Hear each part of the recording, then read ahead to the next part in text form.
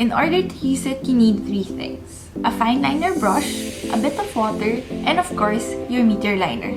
Do not use any setting spray or any mixing medium. Let's just keep it simple and just use water. First step, open the container and apply a few drops of water on the lid of the container. Do not pour, apply, or spray water directly to the pot. Second step, wet your brush with the water placed on the lid. Only use water to activate. Do not use anything else as it may alter the formula of the product. Begin activating the product with a wet brush by mixing it well until a thick, smooth consistency is achieved. Apply the product as desired and get creative with face or body designs. When using this for the first time, it can be a little bit tricky to control the water and achieve the consistency.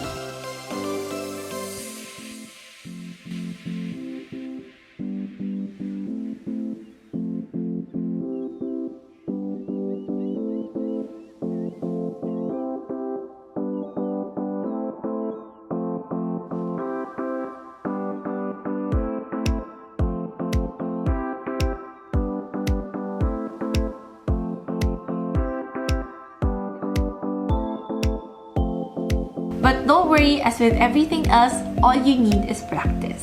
Allow product to fully dry on your face and now you're ready to slay your look. Always be careful when using it around the eye area, and it's not advisable to be applied on the waterline since the product is water activated. Before storing and closing the product, it's important that you let it fully air dry for a few hours. Make sure that the lid is completely cleaned out and completely dried before you close the product.